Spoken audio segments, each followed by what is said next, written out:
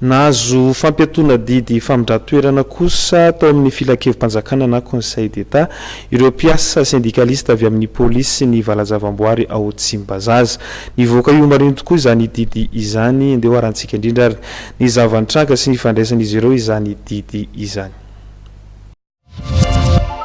Navoaka ny filakevim-panjakana na conseil d'état Etsenosy ny didy fampiatona ny didy famindra-toerana azon'ireo ho mpiasa syndicaliste avy amin'ny polisy pirenena sy ireo avy amin'ny valan-javaboary ao Tsimbazaza. Nahazo ndrariny arak'izany reto syndicaliste reto rehefa nampiakatra ny raharaha teny anivon'ny fitsarana. Requête en sursis zany hoe fangatana didy fampiatona ny famindra-toerana an'ireo syndicaliste tao amin'ny parc botanique de Tsimbazaza sy ministère ny police nationale no natao androany.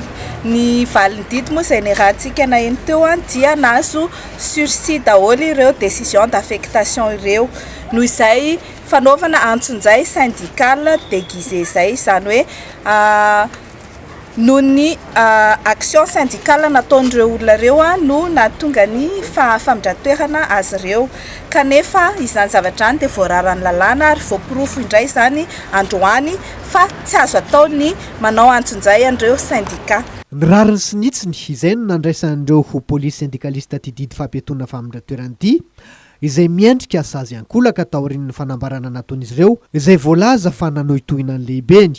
Ho azy reto dia zava-dehibe ny fananana syndicat ny mpiasa. Afatra ho an'ny agent de police sy ny brigade de police. Dia mirotsaha amin'ity fikambanana syndical ty nareo fa ty ihany io ahafahantsika miteny, ahafahantsika manala izay marara amintsika. Io ahafahantsika miady ny zontsika sy ny tsy metimety mahazo atsika hatramin'izay. Amin'ny secrétaire général ny syndicat ny corps ny inspecteur de police ny tenako no anaovako an'izao fanetanana izao anareo.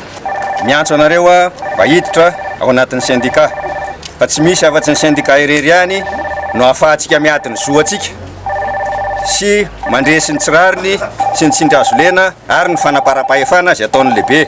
Voakasiky ty didy fampiatony ty ihany koa ireo mpiasany parc botanique et zoologique ao Tsimbazaza izay nahitana mpiasam-bony nafindra toerana ho lasa mpanao zaridaina. Raha fehezina zany dia miverina amin'ny asany sy amin'ny toerany avokoa ireo mpiasa syndicaliste voakasiky ty didy mpitsaranana navoaka ny conseil d'état ty.